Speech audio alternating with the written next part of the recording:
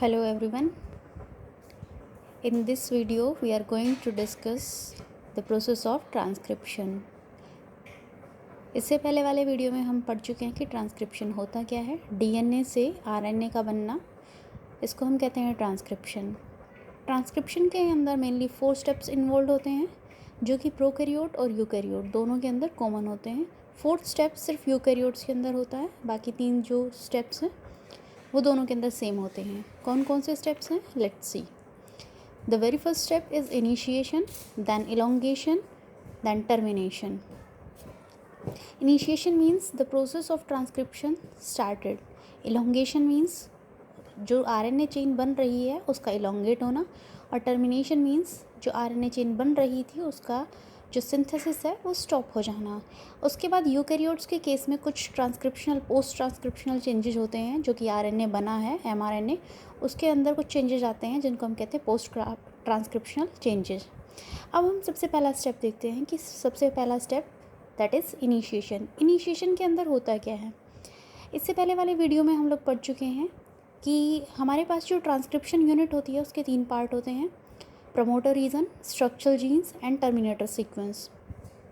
Promoter region upstream present होता है और the structural gene downstream present होते हैं। अब यहाँ पे बात करते हैं कि जो प्रमोटर सीक्वेंस है वो स्पीशीज़ टू स्पीशीज़ वेरी करता है, it is specific for a species.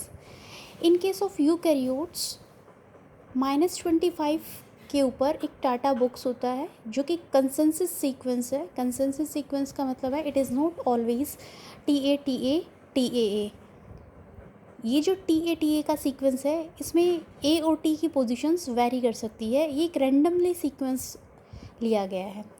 In case of prokaryotes इसको हम प्रिब्नोवॉक्स कहते हैं और ये -10 के ऊपर मिलता है।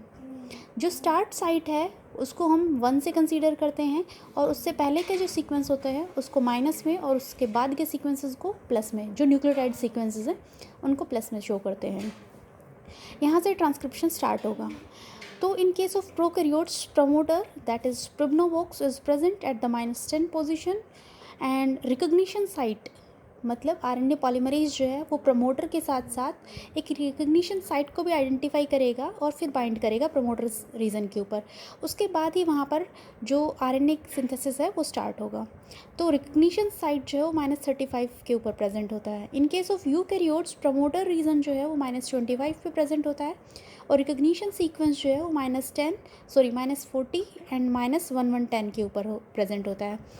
इन -40 के ऊपर जो सीक्वेंस है वो GC सीक्वेंस होता है, जबकि -1110 के ऊपर जो सीक्वेंस है वो कैट सीक्वेंस कहलाता है। ये था हमारा इनिशिएशन से रिगार्डिंग। नेक्स्ट स्टेप आता है हमारा इलोंगेशन। जब एक बार आरएनए पॉलीमरेज ने बाइंडिंग कर लिया है उसके बाद सिग्मा फैक्टर रिलीज हो जाता है और rest of the core enzyme bind up करता है और वो न्यूक्लियोटाइड्स के एडिशन के लिए रिस्पॉन्सिबल होता है। तो रेट ऑफ इलोंगेशन जो है वो 50 न्यूक्लियोटाइड्स पर सेकेंड होता है। आरएनए पॉलीमरेज एंजाइम जो है वो फॉस्फोडाइस्टर बॉन्ड बनाता है between the adjacent ribonucleotides, as like here this is the DNA template 3' to 5' and this newly synthesized strand will be in direction of 5' to 3' and the bond between two nucleotides, that is phosphodiester bond, is formed by the RNA polymerase.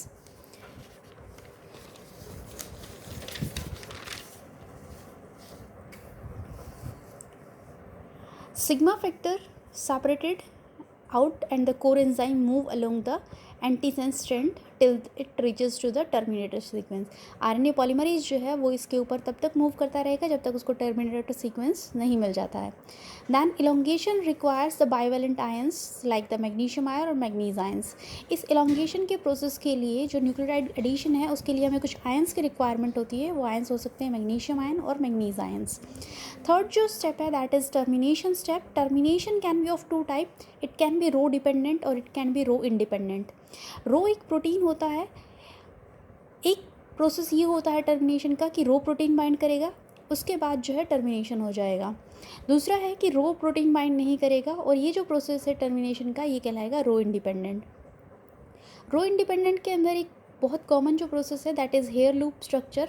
यहाँ पर ये जो RNA chain बन रही है ये एक hair loop like structure बना लेगी और फिर यहाँ पर जो न्यूक्लियोटाइड का एडिशन है वो नहीं हो पाएगा और यहाँ से ये सेपरेट आउट हो जाएगी। नेक्स्ट जो स्टेप था जो कि सिर्फ यूकैरियोट्स के अंदर होता है, that is post transcriptional changes.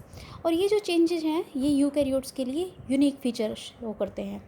इसके पास मेनली 3 स्टेप्स होते हैं, एक होता है कैपिंग, एक होता है टेलिंग और एक होता है स्प्लाइसिंग। कैपिंग के अंदर क्या होता है कि एडिशन ऑफ मिथाइलोग्वाइनोसिन ट्राइफॉस्फेट को 5 प्राइम एंड के ऊपर ऐड किया जाता है। और वो ऐड क्यों करते हैं, ताकि जो नेसेंट एमआरएनए है, न्यूली फॉर्म एमआरएनए है, उसका डिग्रेडेशन ना हो पाए। इस पूरे प्रोसेस को हम कहते हैं कैपिंग। टेलिंग क्या होता है, पोली ए टेल का एडिशन, और ये पोली ए टेल मतलब एडिनोसिन का जो एडिशन है वो 200 to 300 नंबर हो सकता है एट द 3 प्राइम एंड। और ये भी पॉली जो न्यूली सिंथेसाइज्ड एमआरएनए है या नेसेंट एमआरएनए है उसको डिग्रेडेशन से प्रोटेक्ट करता है। ये ट्रांसपोर्टेशन में हेल्प करता है, as we know very well that in case of eukaryotes mRNA is formed into the nucleus and the process of translation takes place inside the cytoplasm. Next is splicing. So what is splicing? एक nascent mRNA के पास बहुत सारे non coding sequence होते हैं जिनको हम कहते हैं इंट्रॉन्स, जिनको हम रिमूव करते हैं, और जो कोडिंग सीक्वेंस होते हैं they are known as exons. Exons को आपस में जोड़ना और इंट्रॉन्स को वहाँ से रिमूव करना, this process is known as splicing.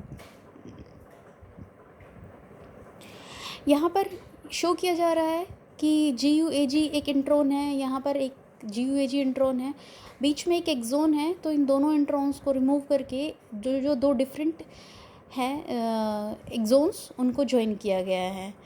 Introns को रिमूव कर दिया गया है और एक्सोन्स जो हैं वो जोड़ दिए गए हैं। This whole process of mRNA modification is known as the post-transcriptional changes. Hope this will clear your transcription process. Thank you.